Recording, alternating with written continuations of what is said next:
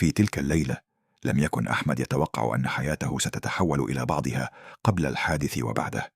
أحمد هو شاب من المغرب، وتحديدا من إقليم طاطا في الجنوب.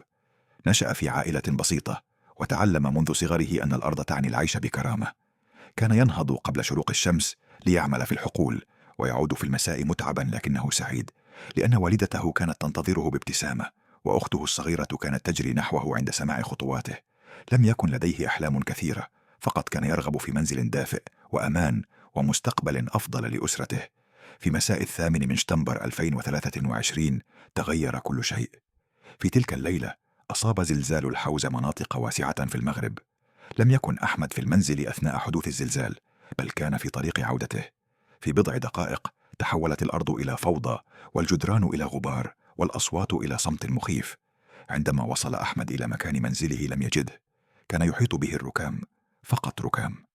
بدأ في مناداة أسماء والدته وأخته، وصوته كان يغص، ويداه كانت تحفران في التراب بجنون. لكن الوقت كان أكثر قسوة من الأمل. عملت فرق الإنقاذ على استخراج الجثتين من تحت الأنقاض. في تلك اللحظة لم تنهمر الدموع من عيني أحمد.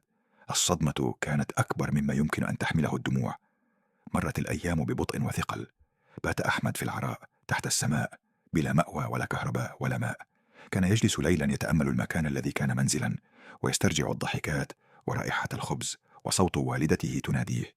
الألم كان حاضرا في كل تفاصيل حياته، في كل نفس.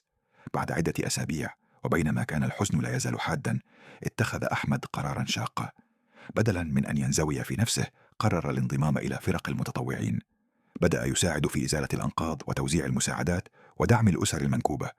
كان يقدم العزاء للناس رغم حاجته الماسة للعزاء أيضا.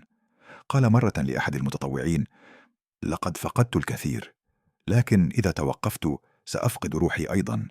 ما ضاع مني اليوم لا يجب أن يضيع من أي شخص آخر غدا.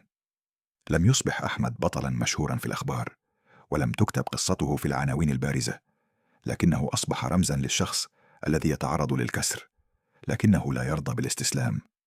قصة أحمد هي واحدة من العديد من القصص الحقيقية التي انبثقت من زلزال الحوز، وتظهر أن الألم قد يضر بالجسد، لكنه لا يقهر الروح. الدرس من هذه القصة واضح: في أصعب اللحظات قد لا نستطيع إنقاذ أنفسنا، لكننا نملك دائما القدرة على أن نكون سببا لنجاة الآخرين.